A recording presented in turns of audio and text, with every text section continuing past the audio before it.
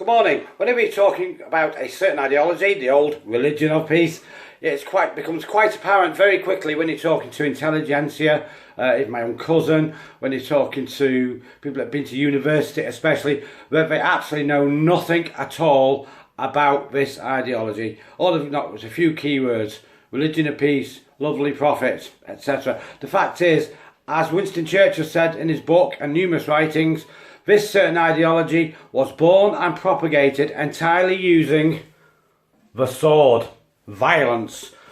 It was a looting, thieving, slaving ideology right from the word go. Indeed, their prophets and so-called prophets, I don't think I can mention his name, was a slave dealer, and in their holy book did cut people's throats. It states he smited them about their necks. What was he doing? Putting one of these on, obviously. Smited them about their necks. He was 54 when he did his first massacre, so we don't know if he used a knife or sword or both, but he was plainly very enthusiastic because leading this ideology and inventing this ideology, because he got a 20% cut of everything. He was a gangster, absolute heinous, bloodthirsty, lying gangster. As I say, I can't mention his name, but I think you'll know, with reference to the costume, I think you'll know who I'm talking about.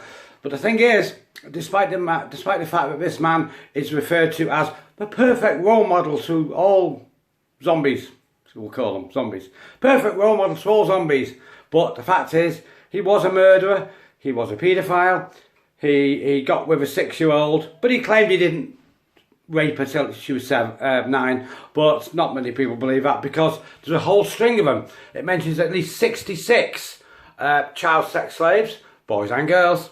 He seemed to prefer boys in this book. I've read quite a lot of this book, and it is very supremacist, very Nazi. It refers to all other people as dirty kafir, kufar plural, and kufar, well, they're not even human. Kufar are, quote, the lowliest of beasts. So, Mr. Trump, me, all you Labour guys, all you teachers, council workers, you're all like worms to this ideology. Really.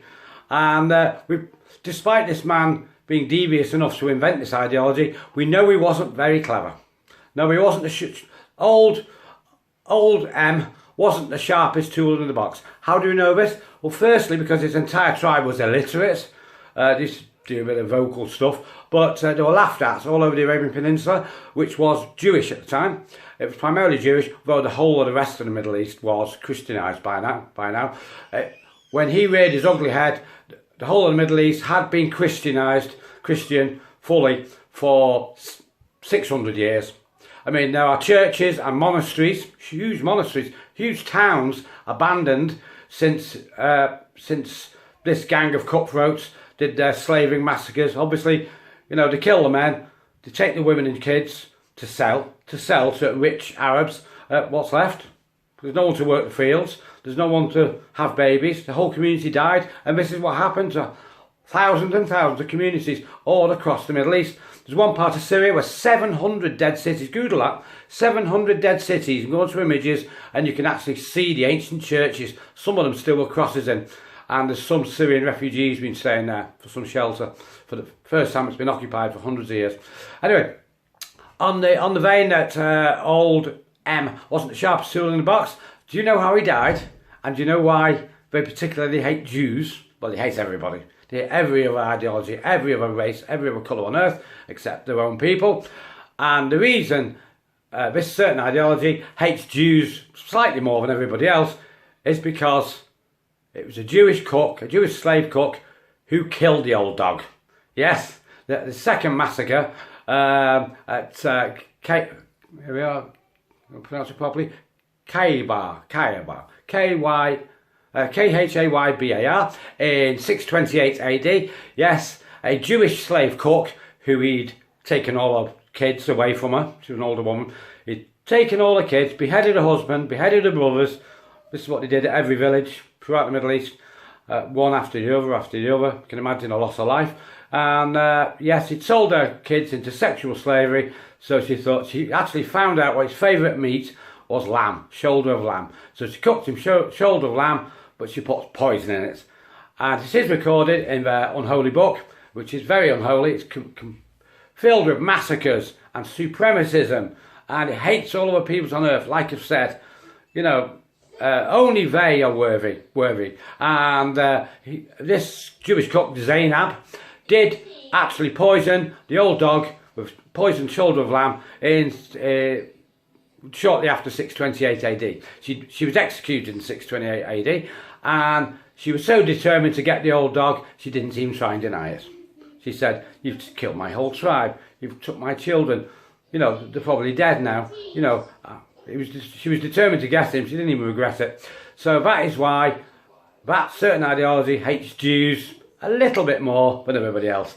And of course, their entire holy book, that Q book, is closely modelled on bits of the Judaic religion and bits of the Christians, because he was basically living on low wages, working for very low wages, guarding camels.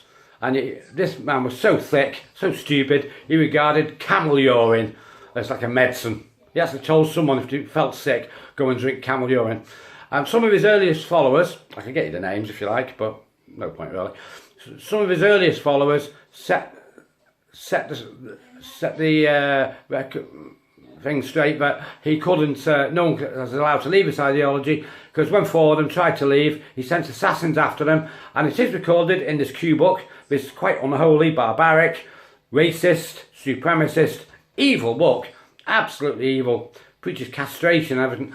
Yes, it does say in this unholy Q book that he sent assassins after them, and they poked out their eyes with hot nails from a campfire, and they chopped off their hands and their feet of these four ex-members of his gang, who obviously didn't like the bloodlust and the head chopping and what have you, and he poked out their eyes and he chopped the feet off and the hands off, all four of them, and they left them in the desert Saudi Arabian sun to die, to bleed to death and die of thirst. That's how gentle he was. He actually had his own followers, had their hands and feet chopped off and poked their eyes out. Does that sound like a perfect role model to all men? Even in that day, that would be considered, considered absolutely brutal, absolutely heinous. And this was to his own people. So this sets their habits of trying to kill anyone that leaves. So I'll sign off now. I don't want to make it too long, but a little bit more truth from your friendly crusader, Dave, in England. See you guys. Bye-bye.